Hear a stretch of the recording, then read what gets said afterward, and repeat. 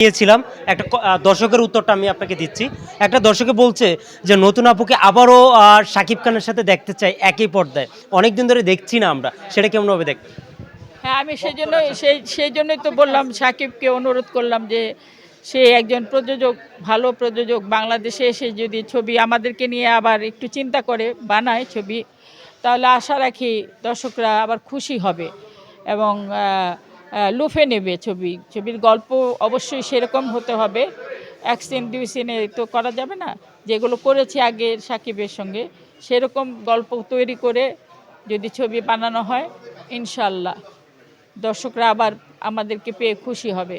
ঈদের জন্য কি বার্তা দিয়ে শেষ করি আমরা দর্শকের জন্য, আপনার যারা দর্শক ভাই বোনদেরকে ঈদের শুভেচ্ছা, অগ্রিম শুভেচ্ছা। হ্যাঁ, আগে এত শুভেচ্ছা দিলাম না, অগ্রিম শুভেচ্ছা। যেহেতু সিয়ামের মাস, সিয়াম শেষে একটা আল্লাহ পাক আমাদের জন্য ঈদ দিয়েছে, একটা আনন্দের দিন দিয়েছে। সেই দিনে আপনারা অবশ্যই বাড়িতে সবার বাসায় রান্না বান্না হবে, সবাই ছেলে মেলে বাবা মাকে নিয়ে সুন্দরভাবে ঈদ পালন করবেন, এইটাই দোয়া করি। আমাদের জন্যও দোয়া করবেন। আমরা তো সব জায়গায় যেতে পারি না, তবে আপনারা দাওয়াত দিলে হয়তো আমি চেষ্টা করতে পারি আসতে, তবে খেতে পারবো না, আসতে পারবো। ধন্যবাদ। ধন্যবাদ, থ্যাংক ইউ। কোনো কাজ নেই। ঈদে কোন জায়গায়, ঢাকায় থাকবেন না ঢাকার বাইরে যাবেন? অনেক অনেক তারকারে তো দেখছি যে ঢাকার বাইরে যায়। না না না, আমার ঢাকাতে খুব ভালো লাগে। ঢাকার বাইরে আমি ঈদ করি না। ঢাকা আমার খুব প্রিয় জায়গা, যেটা সত্য কথা। এখানে অনেকেই আছে আমার।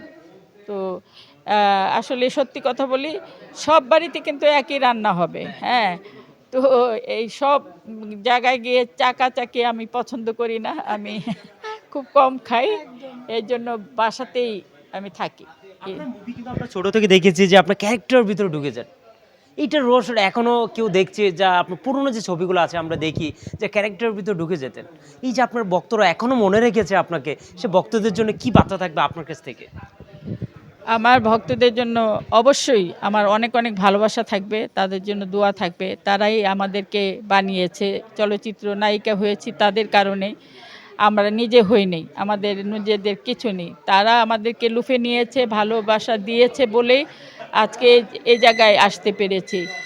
দর্শকরা এখনও আমাকে মনে রেখেছে এই জন্যই যে আমি কিছু ছবি করেছি, যেগুলোই ছবি করেছি আমি মন থেকে করেছি। আমি যখন শুটিং করি, আমি যে ক্যারেক্টার করি সেটার ভিতরে ঢুকে যাই, সেটাকে নিয়ে ভাবি, সেইভাবে কাজ করার চেষ্টা করি যেন দর্শক আমাকে হঠাৎ করে ভুলে না যায়, সে দর্শক যেন আমাকে সারা জীবন মনে রাখে।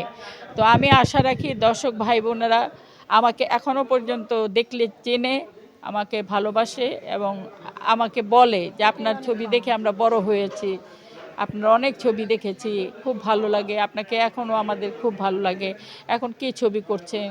তো সেটা সত্য, সেটা বলি যে না, এখন কোনো ছবি টবি হচ্ছে না, হলে অবশ্যই জানতে পারবেন।